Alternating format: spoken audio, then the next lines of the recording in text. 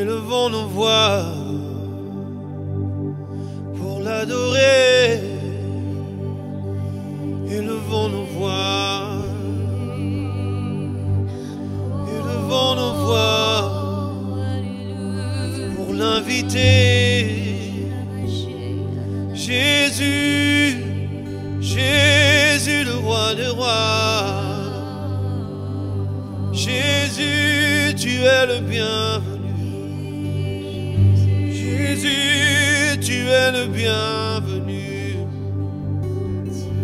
Mon sauveur et mon Seigneur. Mon sauveur et mon Seigneur. Tu es le bienvenu. Tu es le bienvenu.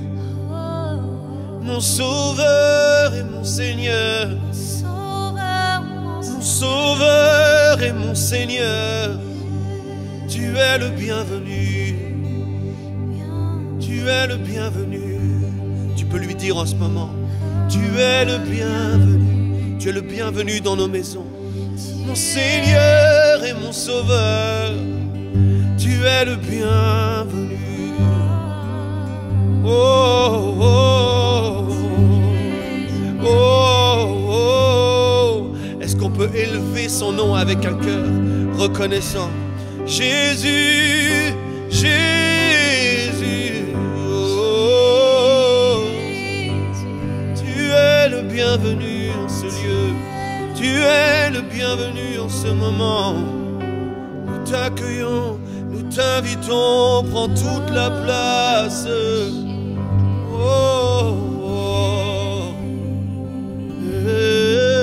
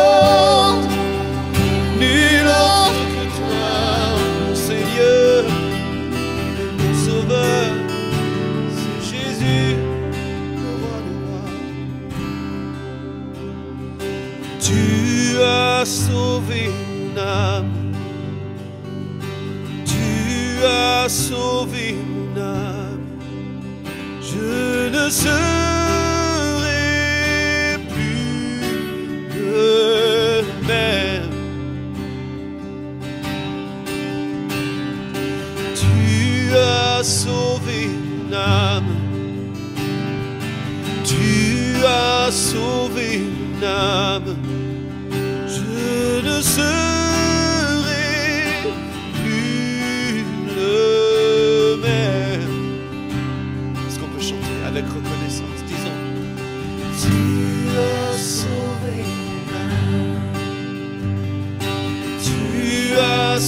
sauvé mon âme. Je ne serai plus le même. Tu as sauvé mon âme. Je me souviens quand j'ai vu la lumière. Quand la lumière est entrée dans ma vie, tu as sauvé mon âme. Oh Jésus, Tu as sauvé mon âme. je ne serai.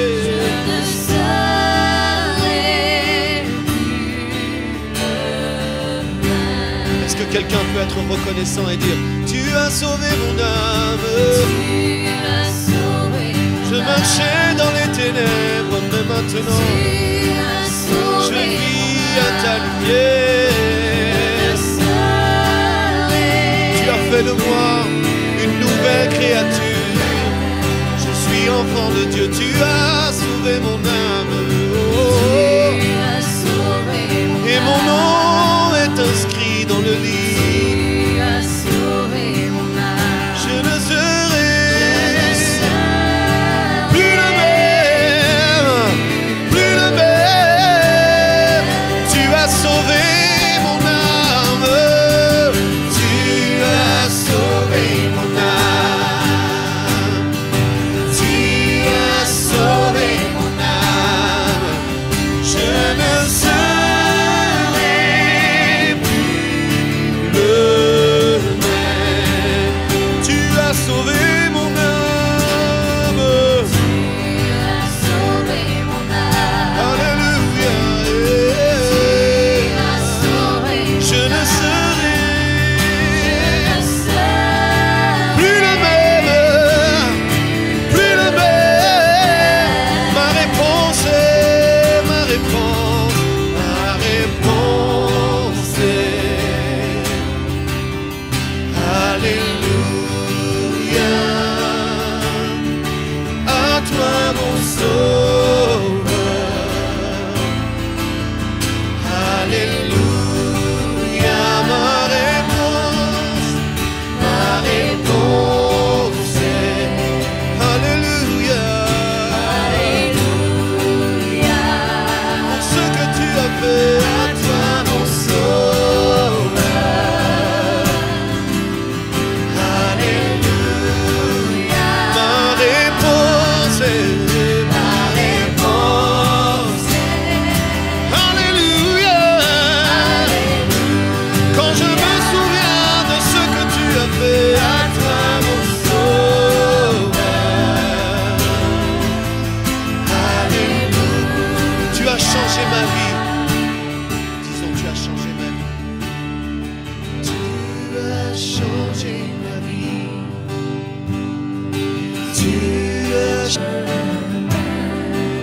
Tu as changé ma vie. Je suis enfant de Dieu. Je ne serai.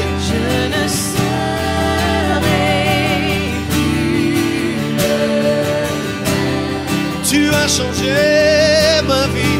Disons-le. Tu as changé. Alléluia. Je ne serai plus le même, plus le même. Tu m'as changé ma vie.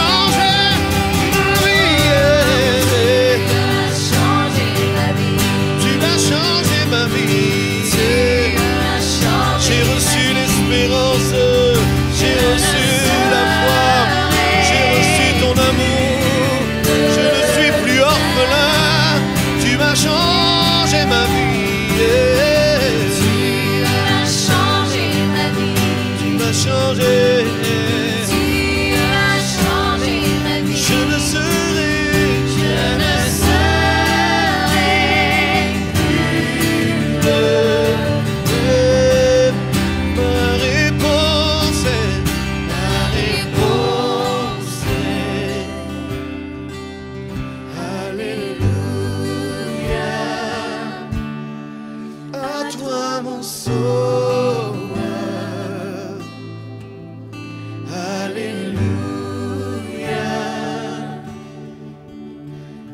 réponse est Alléluia. À toi mon sauveur. Alléluia. Oh, oh, oh, oh,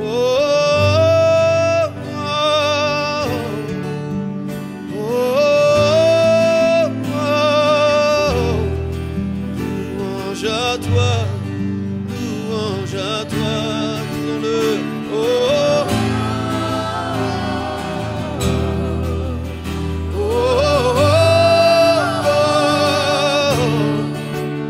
oh, louange à toi, louange à toi.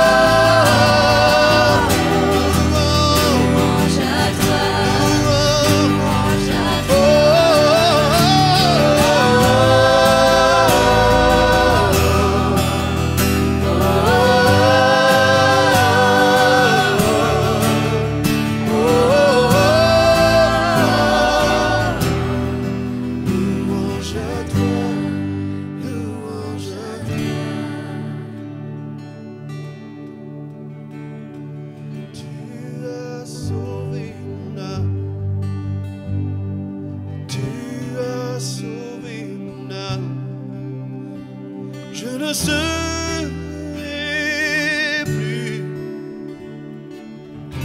le même. Oh oui, tu as sauvé mon âme. Tu as sauvé mon âme. Je ne serai plus le même. Tu as sauvé mon âme, disons. Tu as sauvé mon âme. Tu as sauvé mon âme.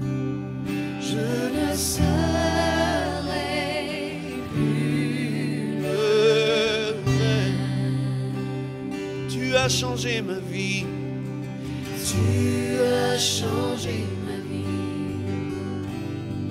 Tu as changé ma vie.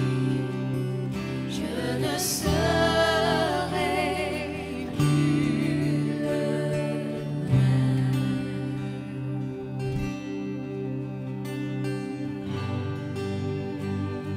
Il a changé nos vies pour en faire des chefs-d'œuvre, pour sa gloire, oui, pour sa gloire. Oh, il a donné sa vie en échange de la nôtre. Nous ne sommes plus les mêmes, nous ne sommes plus les mêmes. Oh oui, tu as changé ma vie. Tu as changé ma vie. Je ne serai plus le même.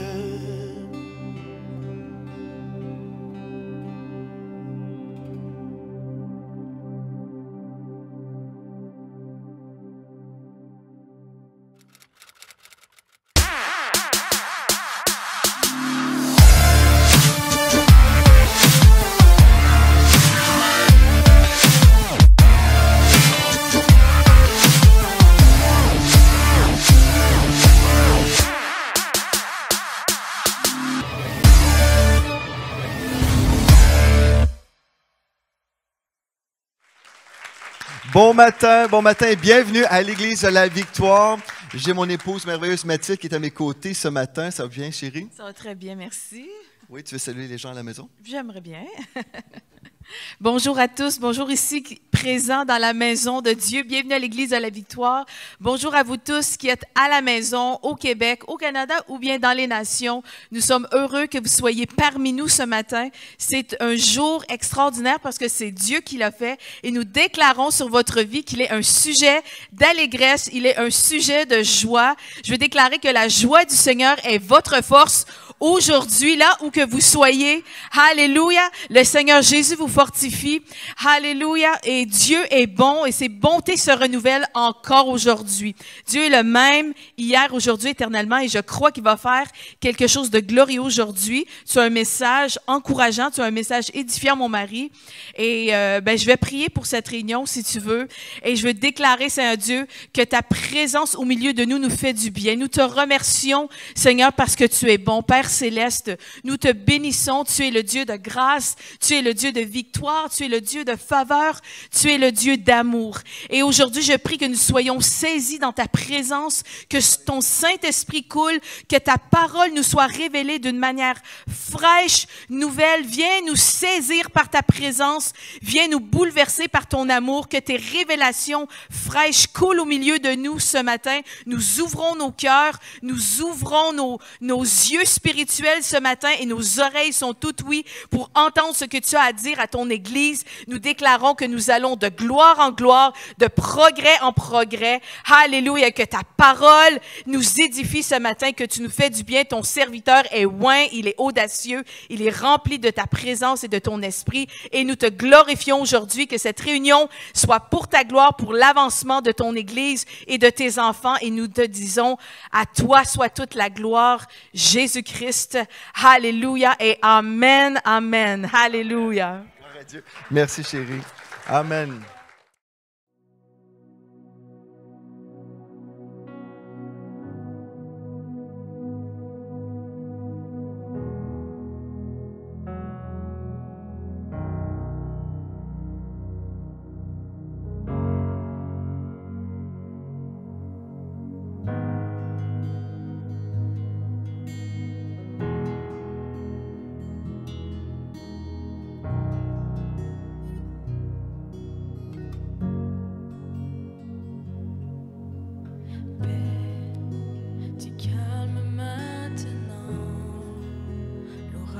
Si violent qui s'apaise en ton nom, calme dompte l'océan, apaise ma colère, chaque vague en ton nom, Jésus, Jésus, Jésus, tu fais trembler les ténèbres. Jésus, Jésus, nos peurs se taisent. Oh Jésus, Jésus, tu fais trembler les ténèbres. Jésus, Jésus, oh Père, tu calmes maintenant l'orage si violent qui s'apaise en ton nom, calme dompte l'océan, apaise ma colère, chaque vague en ton nom, oh Père, et Père, tu calmes maintenant l'orage si violent qui s'appelle en ton nom, calme dompte l'océan, apaise ma colère, chaque vague en ton nom, Jésus, Jésus, Jésus, tu fais trembler les ténèbres, Jésus, Jésus, nos peurs se taisent. Oh, Jésus, Jésus.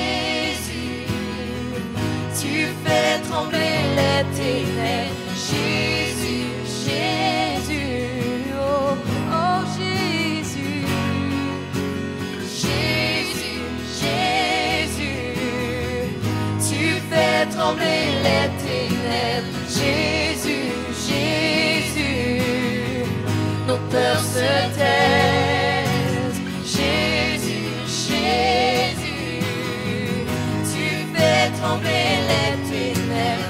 Jésus, Jésus, oh Jésus, Jésus, Jésus, tu fais trembler les ténèbres. Jésus, Jésus, déclarons-le.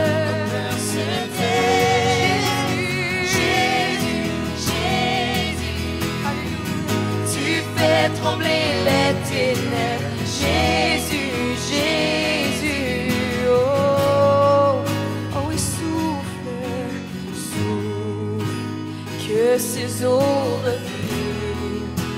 Souffle en moi un chant encore. Je t'adore, souffle, souffle, que ces eaux reviennent. Souffle en moi un chant encore. Je t'adore, Jésus, Jésus, tu fais trembler les ténèbres. Jésus, Jésus, oh, nos peurs se taisent. Jésus, Jésus, tu fais trembler les ténèbres. Jésus, Jésus, oh, oh, Jésus, Jésus, Jésus, tu fais trembler les ténèbres. Jésus, Jésus, nos peurs se taisent. Oh, Jésus, Jésus, tu fais trembler les ténèbres. Jésus, Jésus, oh, ton nom, la lumière qui a confondu l'enfer. Ton nom triomphe tout jamais. Ton nom est vivant pour toujours élevé. Ton nom triomphe tout jamais. Oh, ton nom, la lumière qui a confondu l'enfer. Ton nom triomphe tout jamais. Oh, déclarons-le. Ton nom est vivant pour toujours élevé. Ton nom triomphe tout jamais. Jésus, Jésus, Jésus, tu fais trembler les ténèbres. Jésus, Jésus, nos peurs se taisent. Jésus, déclarons-le. Tu fais trembler les ténèbres. Jésus, oh, déclarons-le. Oh, Jésus.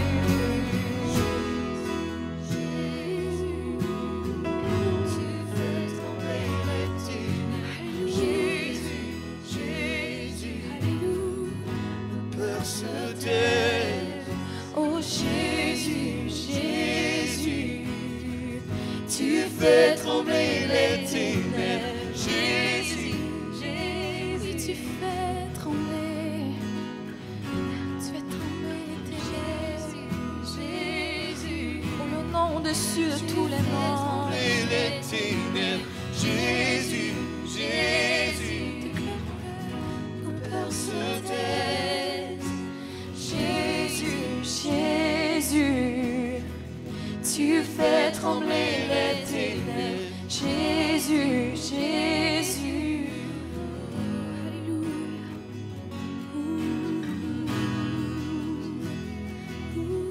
Seigneur Jésus,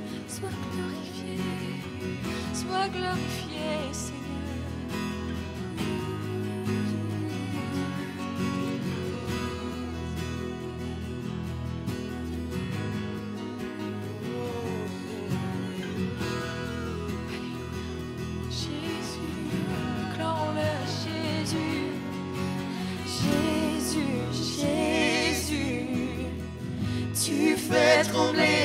ténèbres. Jésus, Jésus, nos peurs se taisent.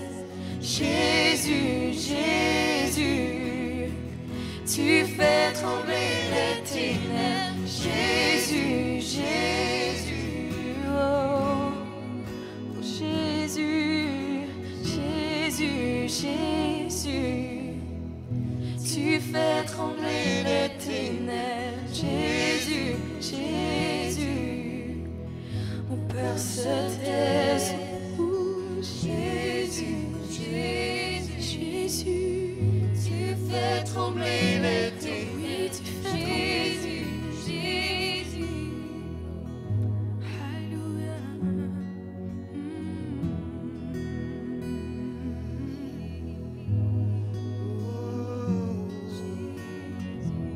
Les ténèbres s'enfuient à la mention de ton nom, et les démons s'enfuient à la mention de ton nom, et la maladie s'enfuit à la mention de ton nom, et les ténèbres s'enfuient à la mention de ton nom, et les ténèbres s'enfuient à la mention de ton nom, et les démons s'enfuient, et les démons s'enfuient À la mention de ton nom, et la maladie s'enfuit à la mention de ton nom, et la dépression s'enfuit à la mention de ton nom, et la pauvreté s'enfuit à la mention de ton nom, et le manque s'enfuit à la mention de ton nom, et le cancer s'enfuit à la mention de ton nom, et les oppressions s'enfuient à la mention de et ton les démons nom, s'enfuient. Alléluia. à la mention de ton nom, Et le monde des ténèbres s'enfuit à la mention de ton nom, à la mention de ton nom. Tu es vainqueur à jamais, Jésus, ton nom est élevé. Oui, les ténèbres fuient au sang puissant de ton nom. Yes. Hey, au sang puissant de ton nom. Alléluia. Il est victorieux. Alléluia. Jésus a vaincu l'ennemi. Il est victorieux. Et tu es victorieux en lui. Hey, et tu es victorieux en lui. Tu es victorieux en lui. Tu es victorieux en lui. Déclare-le, je suis victorieux. Je suis victorieux en lui. Encore une fois, disons-le, je suis victorieux en lui. Oh, je suis victorieux en lui. Déclarons-le encore et encore. Je suis victorieux en lui. Car je suis assis à la droite du Père. Victorieux. Jésus en lui. Oh, je suis victorieux en lui. Je suis victorieux en lui.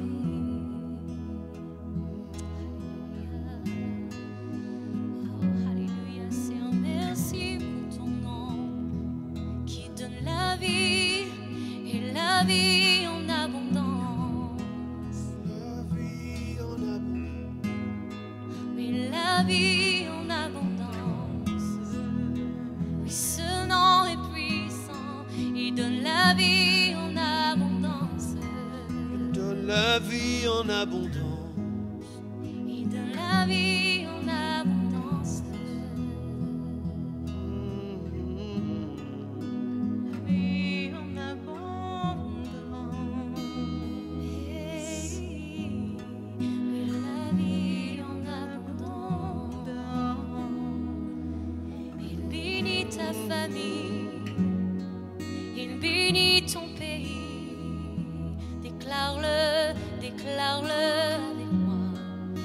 bénit ta famille, il bénit ton pays, car il donne la vie et la vie en abondance. Vie en abondance. Il donne la vie et la vie en abondance. La vie en abondance. Il donne la vie en abondance. Il donne la vie en abondance. Il donne la vie. Il te donne sa paix.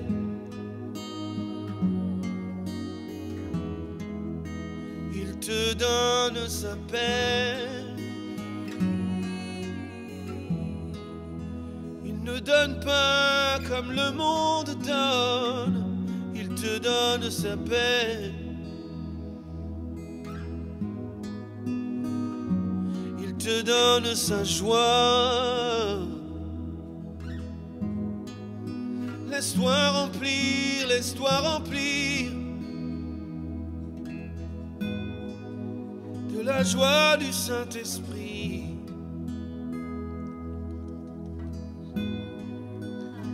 Oh,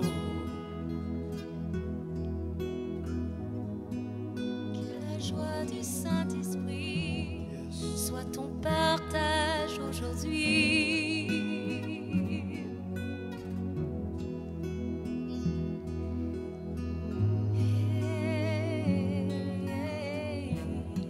Il te rafraîchit, reçois maintenant ses eaux vives.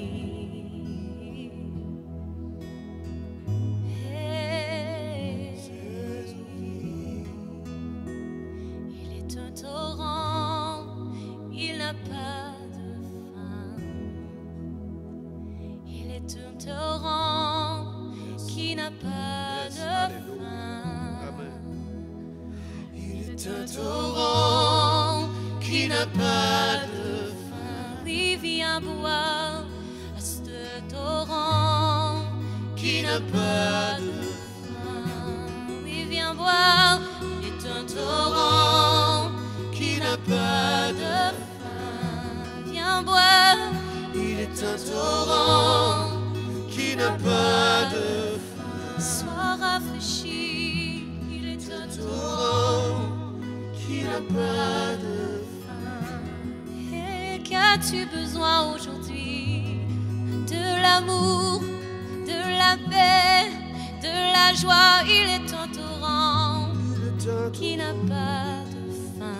pas de Il est un torrent qui n'a pas de fin. Il est un torrent qui n'a pas de fin. Oui, nous venons vers C'est un toi. torrent qui n'a pas de Il est un torrent qui n'a pas de fin. Venez goûter Ah, yeah. gratuitement. Venez goûter comme l'Éternel est bon. Comme l'Éternel est bon. Comme l'Éternel est bon. Il est un torrent qui n'a pas de fin. Il est un torrent qui n'a pas de fin. Il est un torrent qui n'a pas de fin. Oh, il est un torrent Qui n'a pas de fin. Il est une rivière qui ne tarit pas. Il est une rivière qui ne tarit pas. Il est une rivière qui ne tarit pas. Il est une rivière qui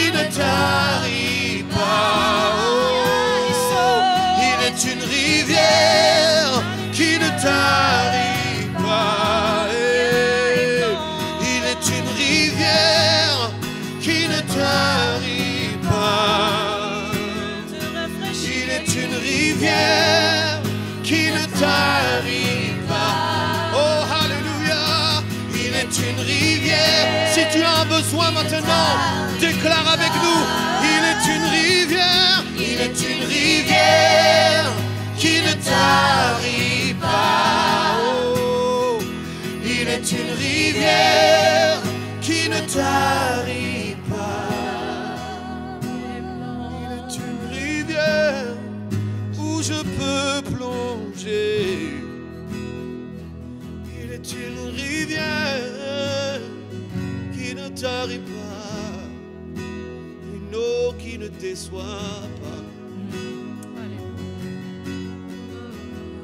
Celui qui boit de cette eau sera vraiment abreuvé. Jésus est cette eau. Jésus est cette eau vive.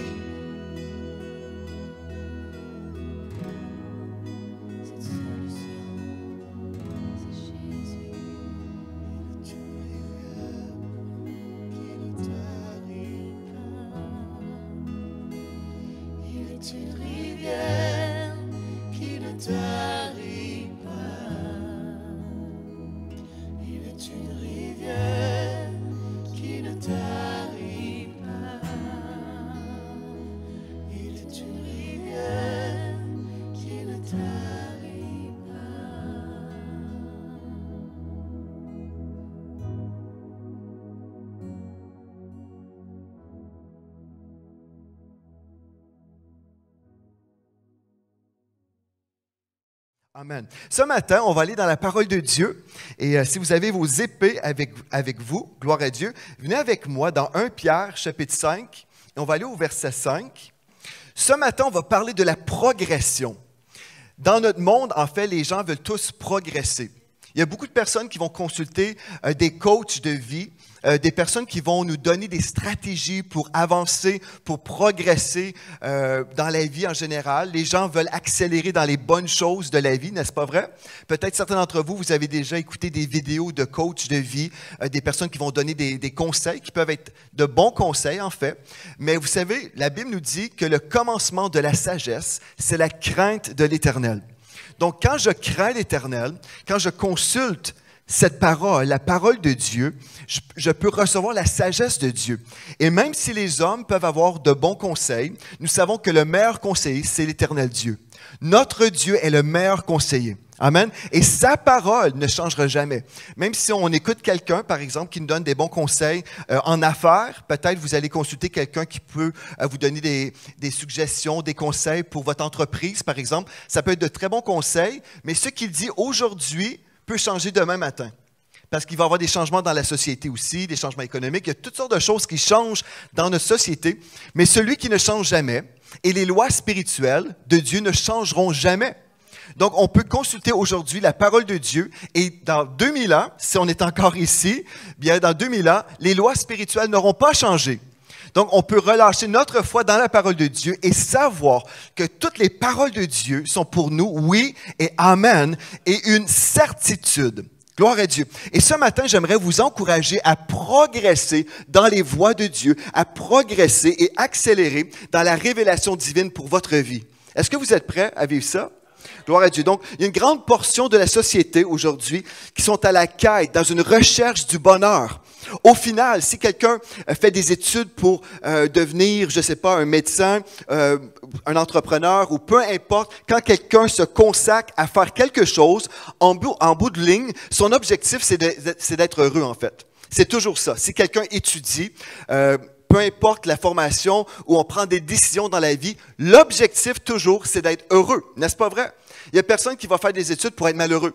Moi, je vais faire telle chose pour essayer d'être malheureux et misérable dans la vie. Les gens veulent tous être heureux. N'est-ce pas vrai ça? Donc, on veut être heureux, c'est normal. Mais là, comment faire pour être heureux? Comment faire pour progresser dans les voies de Dieu? Bien, j'aimerais vous dire que oui, il y a des principes dans ce monde qui ne sont pas forcément mauvais, mais il y a des principes spirituels qui sont surnaturels. Des principes surnaturels que parfois les gens de ce monde vont oublier ou ne connaissent pas du tout. Mais nous, les enfants de Dieu, nous avons un avantage sur les gens de ce monde. Nous avons un avantage avec Dieu en consultant la parole de Dieu. N'est-ce pas merveilleux de savoir ça, qu'aujourd'hui, vous avez un avantage sur ceux qui ne connaissent pas Dieu? Il y a des gens qui vont payer 6 000 pour une formation de 3-4 jours pour avoir des bons conseils dans des séminaires séculiers. Ils vont payer beaucoup d'argent, 6 000 américains, pour aller s'asseoir et écouter des conseils de certains coachs de vie. Mais combien d'entre vous ici, vous avez payé 6 000 pour être là ce matin? Personne. C'est gratuit, n'est-ce pas? Et c'est ça, la parole de Dieu, elle est gratuite. On peut la lire, la découvrir et surtout l'expérimenter dans nos vies. Alléluia. Gloire à Dieu pour ça. Donc, dans 1 Pierre, chapitre 5, au verset 5, aujourd'hui, en fait, vous allez comprendre comment progresser, mais d'une façon surnaturelle, pas humaine.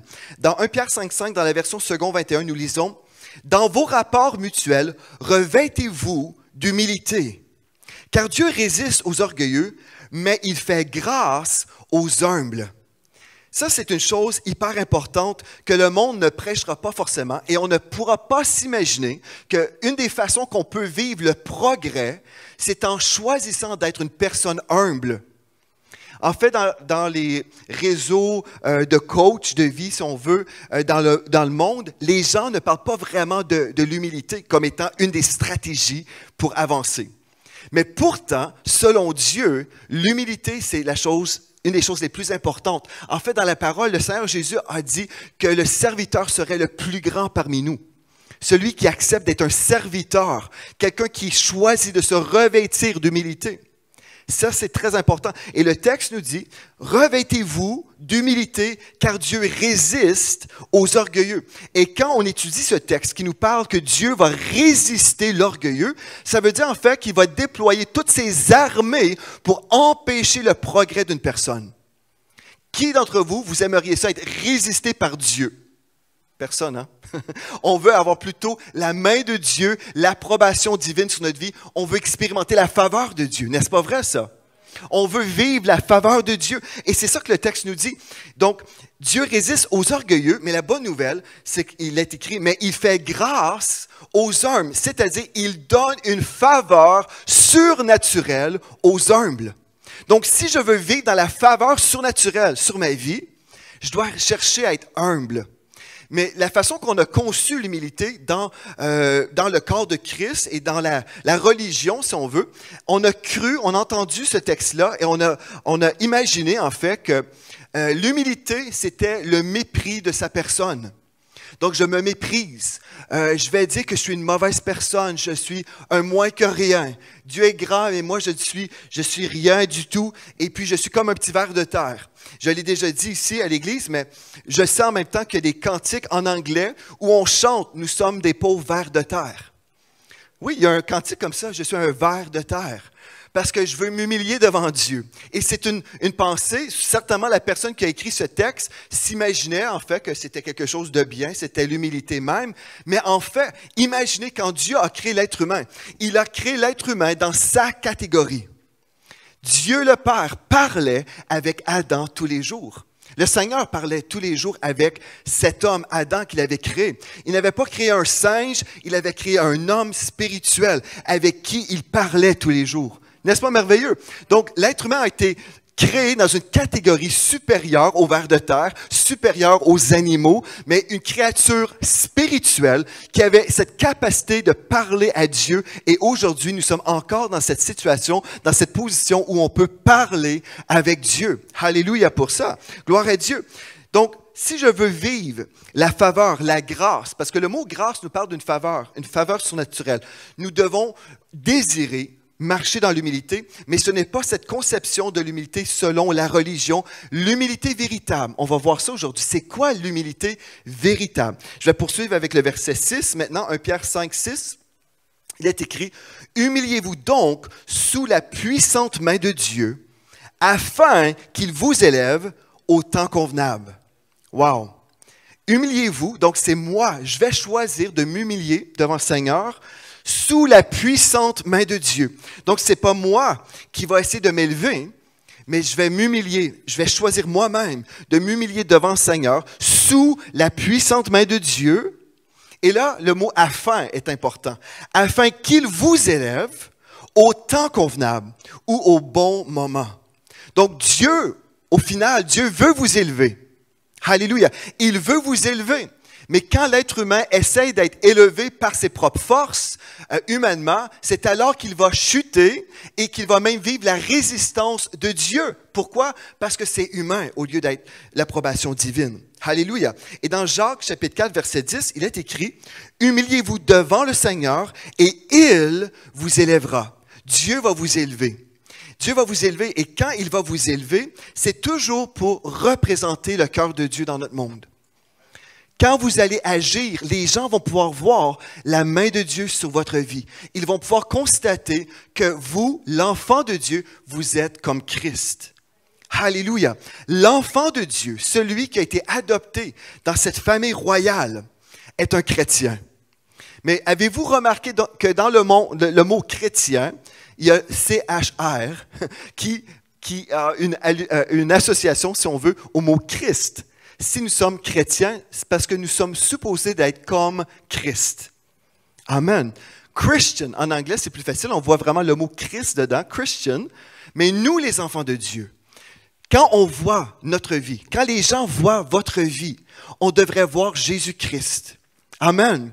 On devrait voir quelqu'un qui était comme Jésus-Christ. Jésus allait de lieu en lieu, faisant du bien. On pouvait voir dans la vie de Jésus-Christ, c'était quelqu'un qui était bon, une bonne personne. Il faisait du bien. Il était rempli, ému de compassion pour les gens. On pouvait voir que sa vie transpirait l'amour de Dieu. Ça, c'est un vrai chrétien. Alléluia. Ça, c'est quelqu'un, aujourd'hui, si on est comme ça, nous sommes un vrai chrétien. Quelqu'un qui est bon, quelqu'un qui est rempli de l'amour de Dieu. Alléluia. Et c'est possible pour nous. On peut être comme ça. Mais pour y arriver, nous devons choisir, en fait, de s'humilier devant Dieu. Alléluia. Donc, l'humilité mène à la faveur et l'élévation surnaturelle. Mais là, je vous ai dit, en fait, que l'humilité, ce n'est pas le mépris de sa personne. Ce n'est pas en se dénigrant et en disant qu'on était des pauvres pécheurs, par exemple, ou on est juste des vers de terre. Non, c'est pas comme ça. Mais est-ce que vous êtes intéressé de savoir, mais c'est quoi l'humilité véritable? Est-ce que vous êtes intéressé de savoir, mais c'est quoi vraiment à ce moment-là? Si ce n'est pas le mépris, mais c'est quoi justement?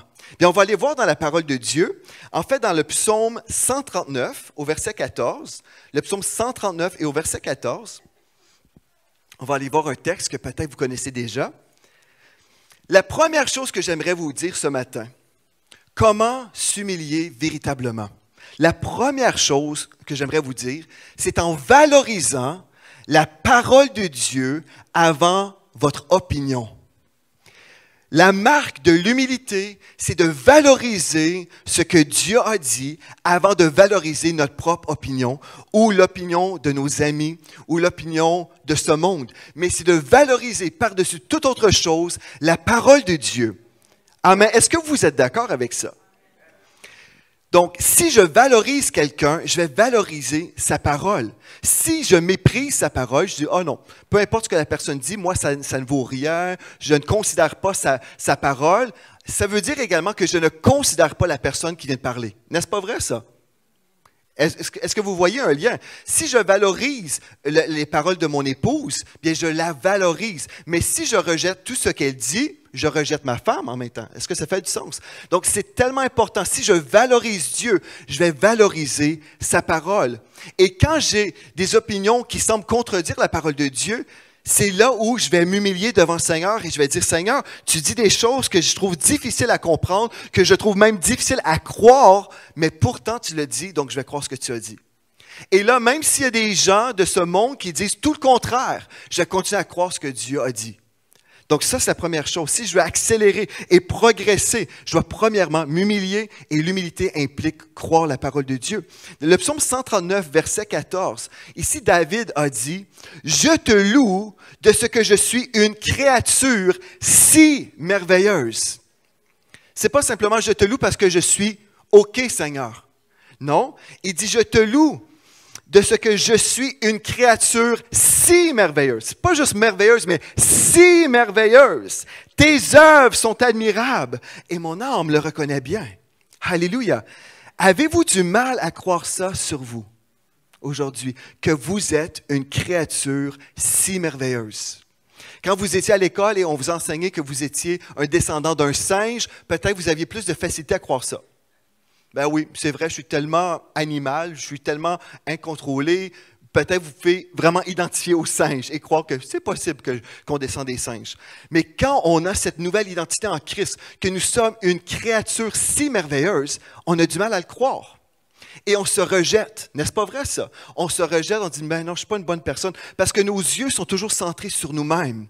Mais la parole de Dieu nous dit, lorsque Dieu a créé l'être humain, ici, David parlait certainement de sa personne en 3 dimensions, son corps et certainement son âme, sa façon de penser qu'il était aussi une créature spirituelle. Donc, Dieu a conçu l'être humain.